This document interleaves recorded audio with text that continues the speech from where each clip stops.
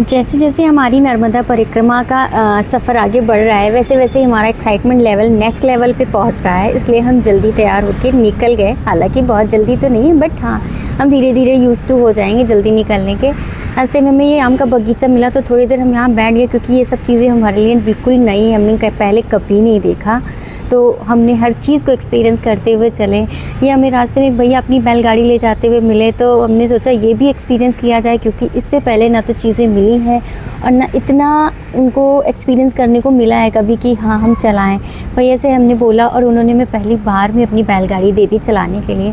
उन्होंने हमें ये भी बताया कि कैसे चलाना है, तो उनके इंस्ट्रक्शन को फॉलो करते हुए हमने थोड़ी दूर उनकी बैलगाड़ी चलाई। मुझे बहुत अच्छा लगा, क्योंकि ये सब चीज़ें हमारे लिए नई हैं। नर्मदा परिक्रमा में इतना कुछ नया सीखने को, देखने को मिलेगा कि आपने अपनी लाइफ में कभी नहीं सीखा होगा।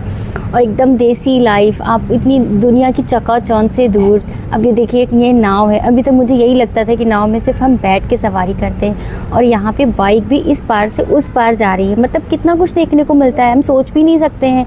5-5 बाइक एक नाव पे जा रही है, कितना रिस्की लगता है। और फिर हम आगे थे, ये मैया के तट पे ही था सीताराम बाबा का आश्रम। ये सीताराम बाबा की समाधि, उन्होंने जो समाधि ले ली थी वो शायद 130 या 100 साल के थे।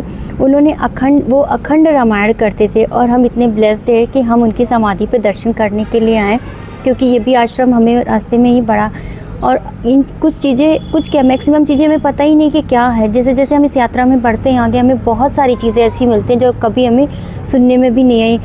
उन्होंने अखंड रामायण का पाठ किया, मतलब जो निरंतर चली, कंटिन्यूसली चली, उसको बीच में ब्रेक नहीं किया गया, बट 24 आवर्स चली, 24/7 चली है। तो और कभी भी आपने ऐसा नहीं सुना होगा या देखा होगा जहाँ पे हनुमान जी को किसी ने कैद कर रखा हो। ये जो आप लाल वाला पोर्शन देख रहे हैं, इसमें सीताराम बाबा जी ने हनुमान जी को कैद करके रखा था। रीज़न क्या है, रीज़न मैं इसका आगे आपको बताऊंगी।